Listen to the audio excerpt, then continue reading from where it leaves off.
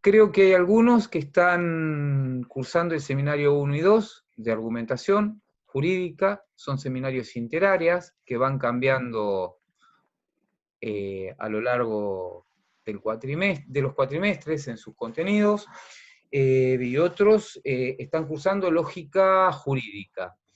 Esto puede parecer algo sorprendente y sin embargo tiene una especie de lógica. Esto de que lógica se estudie con argumentación jurídica. Porque lo que vamos a ver es lógica jurídica. Y la lógica jurídica se ensambla o se relaciona o se abroja con la argumentación jurídica. ¿Mm? Entonces, lo primero que yo les voy a pedir es que si pueden ingresar al campus, después que terminemos esta clase, van a ver que yo ya les colgué hoy a la mañana algo que se llama Introducción a la Argumentación Jurídica, y es lo que vamos a hablar un poco hoy, que va a ser plantear las pautas de lo que vamos a tratar a lo largo del cuatrimestre y cuáles son algunos requisitos mínimos que ustedes y que yo tengo que cumplir. ¿Están de acuerdo? Eh, Antes que nada, lo que quiero decirles es que este tipo de materias se aprueban en la medida en que ustedes transiten relajadamente. ¿Qué significa transitar relajadamente?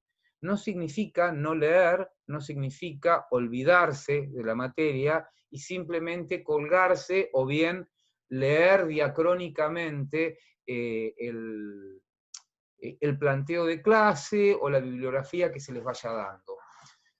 Significa que no tienen que estar preocupados por aprobar, no tienen que estar preocupados por el parcial. ¿Cuál es la forma de evaluación? La forma de evaluación tiene dos tipos, o dos, yo diría, dos pilares. Uno de ellos es la participación que ustedes tengan en clase. ¿Mm? La idea es que ustedes puedan participar. Yo aquí voy a pedirles que colaboren conmigo. Cuando una comisión es de 50, 60, 70 alumnos, uno puede pensar alguna forma de participación activa. Cuando la comisión pasa a los 100 inscriptos, que es el caso nuestro, la forma de participación y requiere que ustedes me ayuden a pensar, a pensar qué formas de participación, qué formas de presencia permanente pueden tener ustedes a lo largo de la cursada.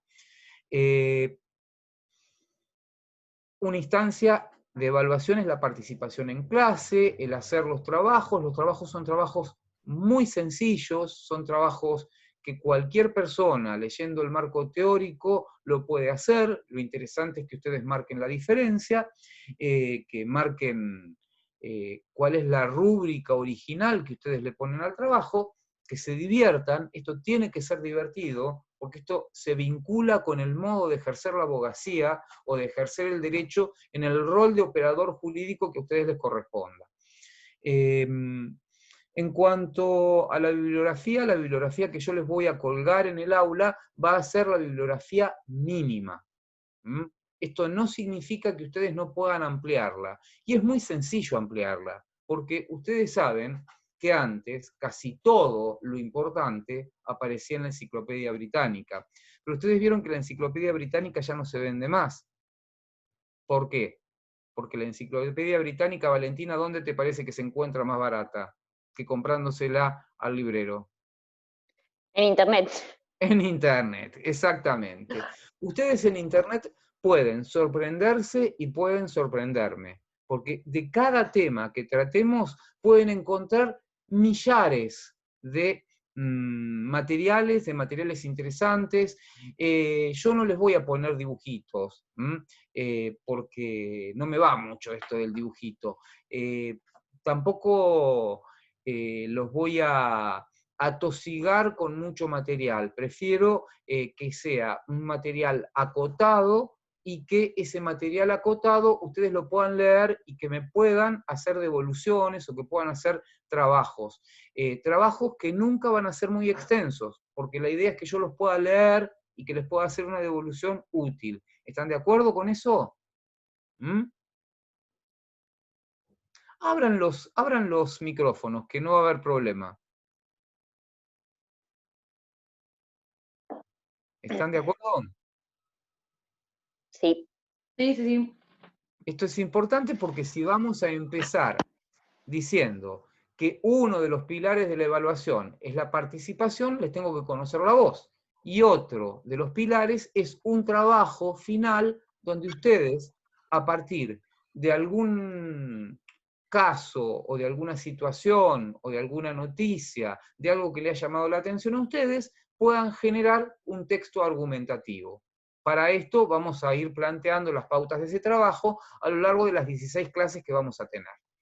Lógica, vamos a ver lógica, pero no vamos a ver lógica formal, no vamos a ver lógica matemática. Quizás podamos leer algo de lógica a través de un libro que Brandon va a colgar entre hoy y mañana, que se llama Lógica, Proposición y Norma, de Guibur, de Chávez, Urquijo y Guibur. Es un libro muy pequeñito, es un libro muy sencillo, que vamos a ir leyendo de a poquito. Ustedes vieron que, a ver, yo tengo una, no sé si buena o mala costumbre. Las cosas que me resultan farragosas o muy complicadas, prefiero dividirlas, como decía Renato Descartes, e irlas leyendo en pequeñas dosis, ¿no?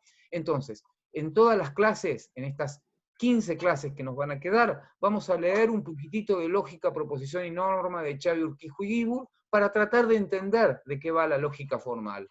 Pero no nos vamos a detener demasiado en la lógica formal. Nos vamos a detener en la lógica material, en la lógica que antes se llamaba lógica natural. Es la lógica que constantemente vamos aplicando en nuestra vida cotidiana.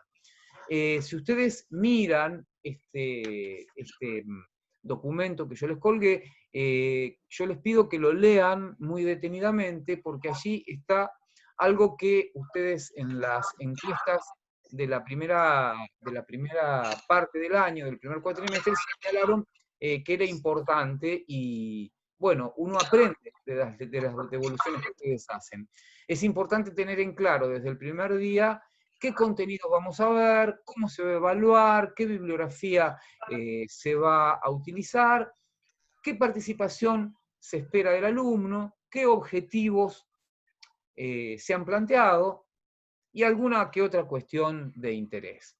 Bueno, en cuanto a los contenidos, yo pensé 4 o 5 contenidos mínimos, elementales. Ustedes pueden ir incorporando otros contenidos. Me pueden decir, Leo, nos interesaría ver esto, o Leo, es importante tal cosa. Lo veo a Franquito por allí. Franco está trabajando en un juzgado de faltas.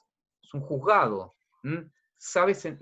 Conoce sentencias. Bueno, quizás a Franco le interese mucho ver cómo se argumenta una sentencia, cómo se argumenta una resolución judicial. Bueno, si en algún momento se plantea, a mí también me interesa que ustedes sepan distinguir las partes de la argumentación que se encuentran dentro de una sentencia. Y me interesa esa lógica que no tiene que ver con P y Q, entonces R solamente, sino que tiene que ver con no cometer falacias, que tiene que ver con que las premisas permitan que se deduzca la conclusión y que esa deducción sea tersa, sea estilizada, sea natural. Me parece que son muchas las posibilidades que se nos abren.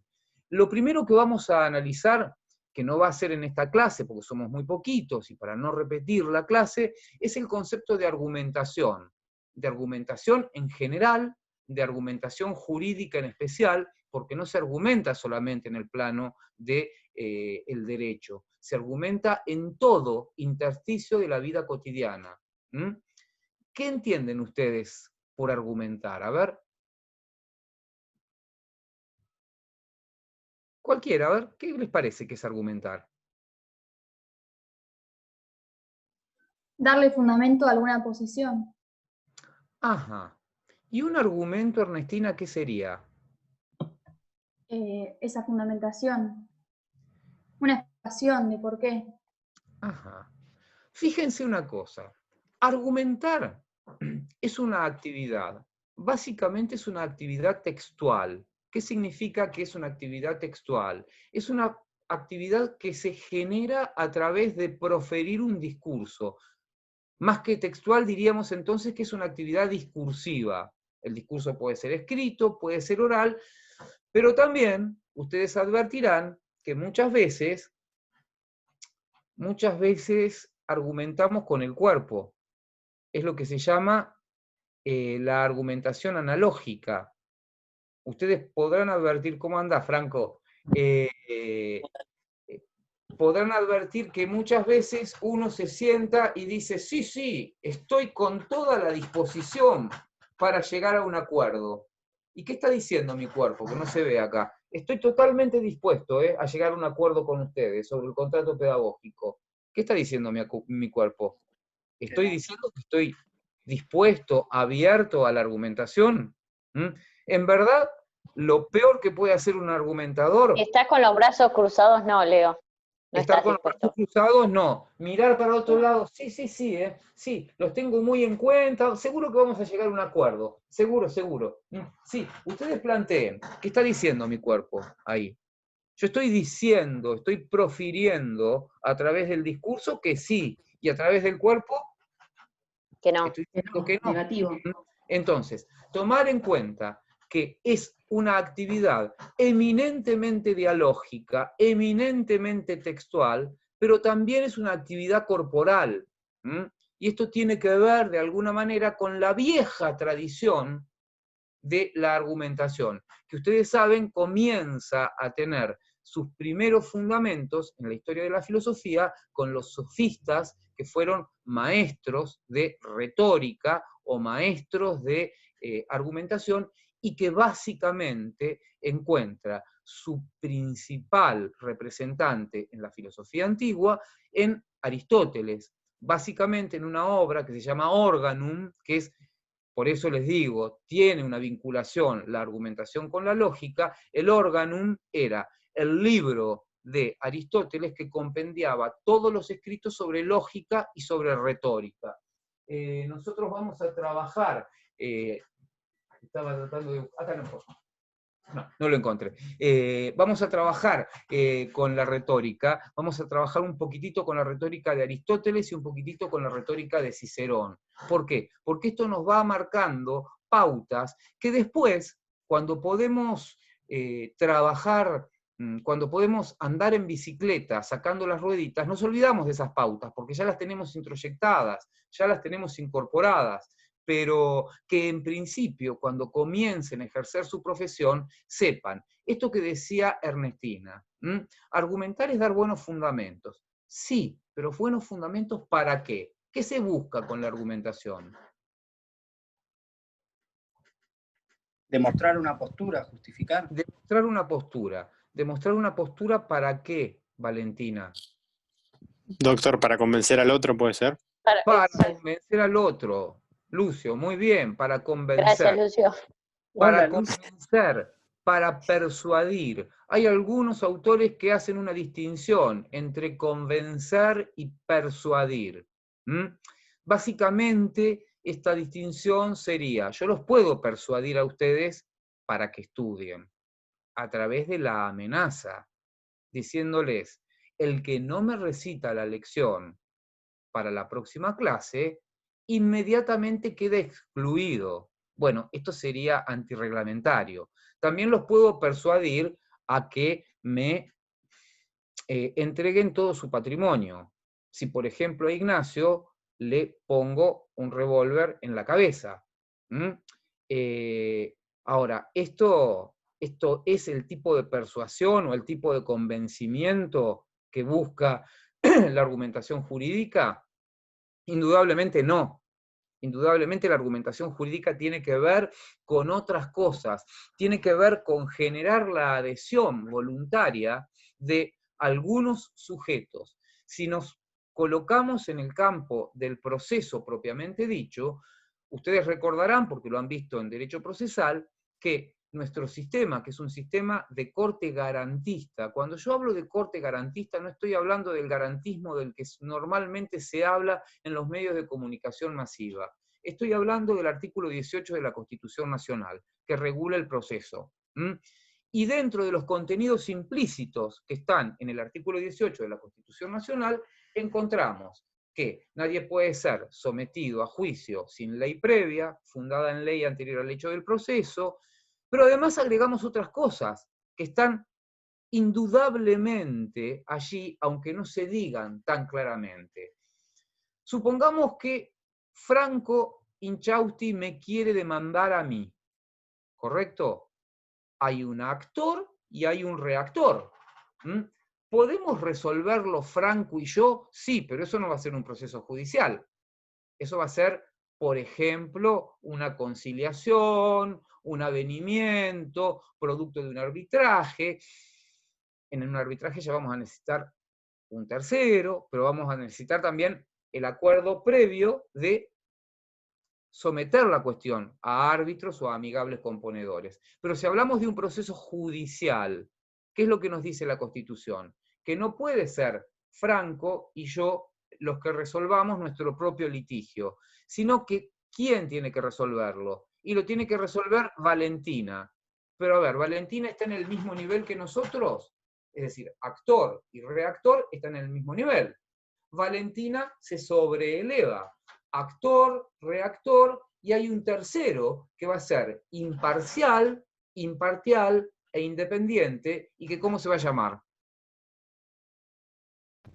Sí, Valentina, ¿cómo? El juez, exactamente. El juez. Ahora, a ustedes les debe sonar como que estoy repitiendo una cosa en español y en latín, ¿no? Yo dije imparcial e imparcial. Y sin embargo, para Alvarado Belloso, que es un acreditado procesalista rosarino, no es lo mismo. Una cosa es ser imparcial y otra cosa es ser imparcial. Supongamos que Valentina conoce mucho, pero mucho, pero mucho a Franco. O que me odia mucho, mucho, mucho a mí. ¿Es imparcial? No. No, porque ha tomado parte ante facto a favor de Franco y en contra mío. Entonces lo que debería hacer es excusarse. Imparcial significa que no ha tomado partido previo sobre el tema que es objeto del litigio. Supongamos que yo fuese una mujer que quiero abortar y que estuviera legislado el aborto no punible en la Argentina. Y que voy a la clínica donde está atendiendo Ignacio, el doctor Gallego, que dice, no, yo soy muy católico, yo no te voy a hacer la maniobra abortiva.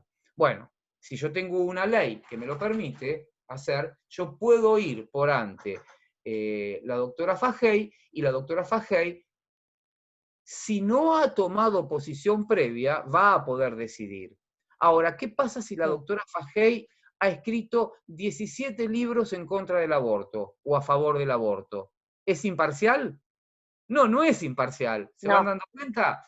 Está bien, la gente puede cambiar de punto de vista, pero yo también puedo tener la posibilidad de abrigar alguna sospecha fuerte de que la doctora Fajey se va a tratar de mantener en la posición que ha sostenido. Escribir 17 libros no es tan sencillo. ¿Estamos de acuerdo? Bien.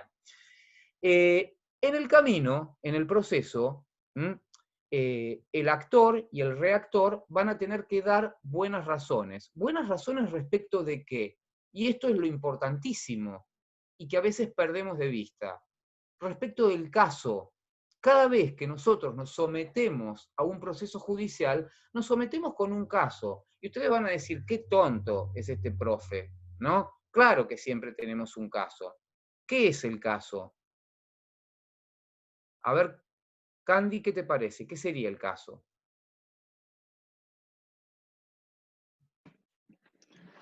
No sé, el conflicto en sí.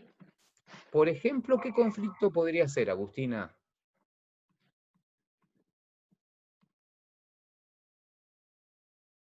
O Dafne, ¿qué conflicto podría ser? Pensemos en un conflicto. ¿Podría ser un divorcio? Desmuteate.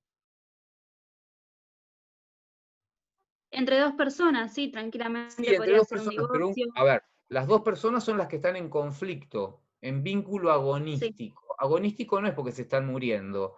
El término agón viene del latín, perdón, del griego, y agón significa lucha, confrontación. Esto es importante de tomar en cuenta, sobre todo porque en el derecho procesal se suele decir que hay un principio que es el principio de colaboración procesal.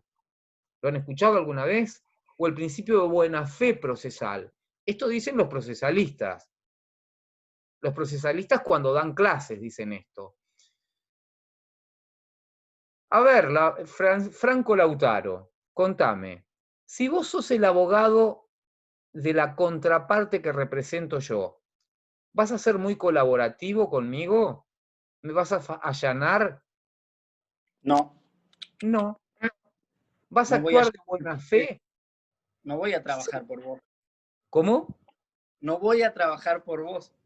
No vas a trabajar por mí, exactamente. Pero sin embargo, ustedes deben haber leído algo de Peirano, algo de Los Santos, hasta inclusive Gossaini habla de este principio de colaboración y de buena fe. Y hablan inclusive de que los hechos se describen y no se argumentan.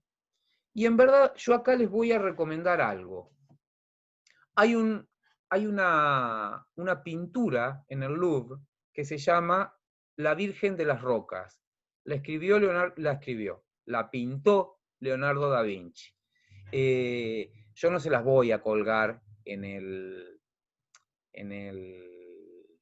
aula virtual.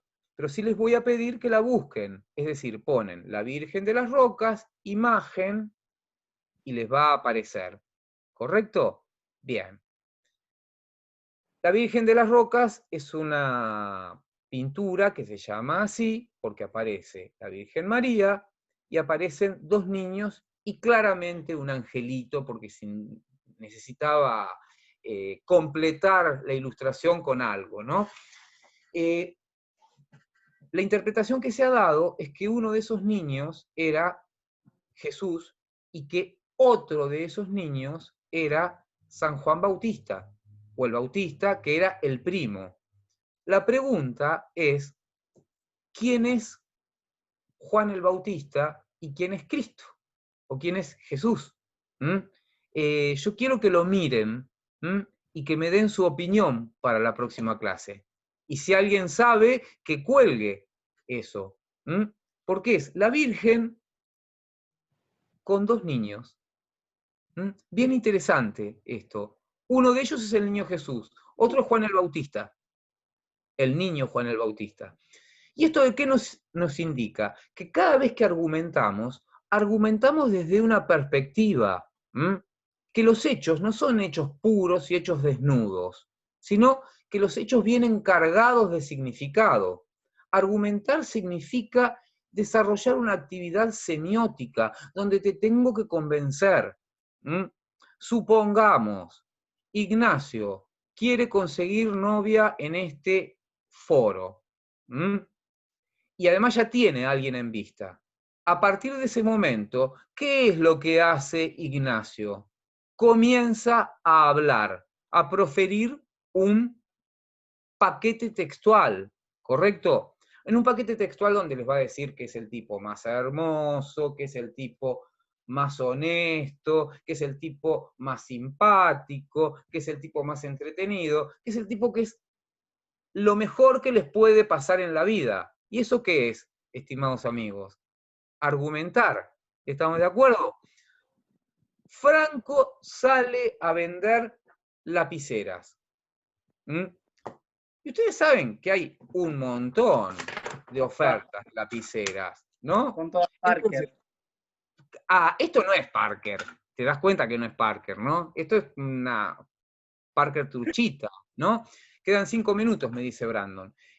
Bueno, pero Franco me tiene que vender esto. ¿De qué tiene que hablar? Tiene que hablar de las beatitudes de esta lapicera y tiene que hablar de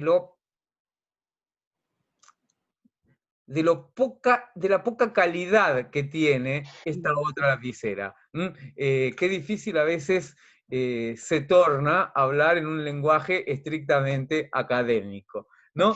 Bien, de eso vamos a hablar cuando tratemos de aclarar lo que es la argumentación. Yo ya les colgué el capítulo 2 de un trabajo mío, porque me pareció que era lo más sencillo. No se asusten si no entienden.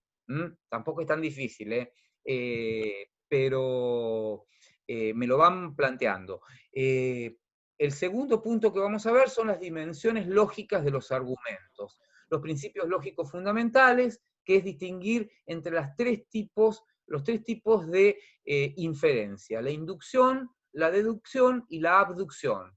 Ahí alguno de ustedes probablemente tenga que leer algo de Sherlock Holmes, o miraremos alguna película de Holmes. ¿Correcto? Bien.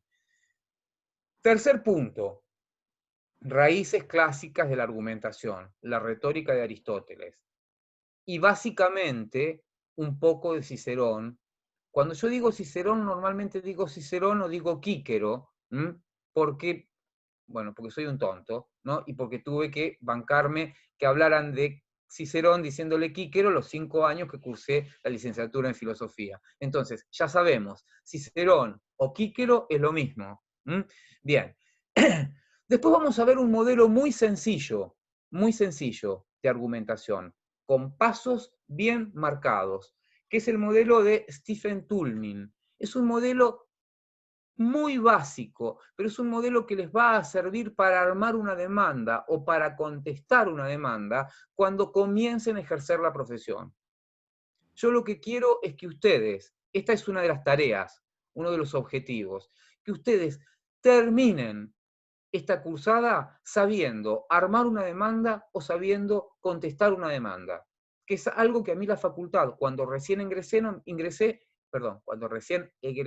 no me enseñó. ¿Estamos de acuerdo? Y me parece que está bueno que esto lo podamos empezar a ejercitar en el campo de los estudios de grado. Después vamos a hablar de Alexis y vamos a hablar de la concepción procedimental. ¿Por qué? De la argumentación. ¿Por qué introduje el tema de Alexis? Introduje el tema de Alexis porque básicamente estoy cansado de esos jueces que dicen: he resuelto esto por ponderación de principios. Ajá, ¿y cómo ponderaste los principios? Y te ponen entre paréntesis Robert Alexis. Y no lo han leído, porque ponderar no es tan sencillo. Porque Alexis dice que un juicio es ponderado cuando se han cumplido 36 reglas de legitimidad. ¿A ustedes les parece que un juez puede evaluar la respuesta que va a dar 36 veces? ¿Les parece que esto es razonable? ¿Que tiene tiempo material para hacerlo? No. Entonces digamos mejor que no ponderamos, sino que como jueces decidimos arbitrariamente, discrecionalmente, y esto no tiene nada que ver con la argumentación. Y por último, vamos a hablar de las falacias. Las falacias tienen que ver con argumentos que parecen que son legítimos y que en verdad no lo son. ¿Para qué vamos a hablar de falacias?